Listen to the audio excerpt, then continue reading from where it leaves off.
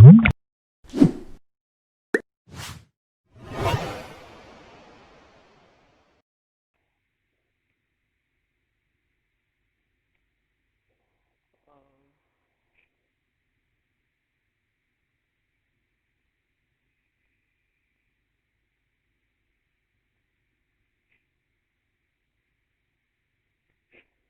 double click on it.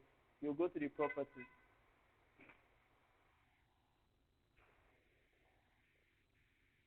Double click on road, you go to symbology. Have you done that? You go to symbology. You go to categories. Are you there? On road, you go to symbology, then you go to categories. Then under category, you see this value field under this place here. So you click on it and you choose F class. F class. Okay. So now, have you done that? Uncheck this all values. Uncheck this here. You see this? You uncheck it like. Just uncheck it. Eh? So have you've done that? Click on add all values. Add all values. We should have the same thing on the projector screen, right? All values. Good. So now you click OK. What to do is that we want to give all secondary roads a particular distance from each other. We want to give secondary road a particular distance. So what you are going to do is right click on road. Have you done that? Right click on road. Okay. Right click on road and go to attributes table. Attributes here. You can see select by attributes. It's a shortcut here. You click on it. Now select by attributes, you double click on F class. You say equals to, you click on get unique values. Are you with me? You say? Go to attribute table of road, attribute table. Now click on this shortcut here, select by attributes. Select by attributes. You should have a table that looks like a calculator there. Select by attributes, okay? Now double click on F class, then click on equals to. Have you done that? You click on get unique values.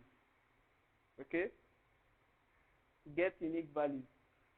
If you click on that, you will see all the values that are under F class.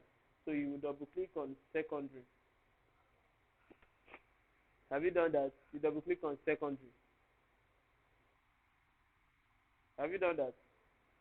So now click on apply. So we can close it now. You see all the secondary rows that are highlighted on your shapefile. You see all the secondary rows that are highlighted. So now you as a government staff or a private staff or anywhere, you want to now locate all the major roads in Ikeja. You now tell the government that all these major roads, you want to know the buildings that fall within 50 meters or 5 meters or 10 meters or anywhere. So this is how you can easily do it. Now, have you selected it like this? Just go to geoprocessing.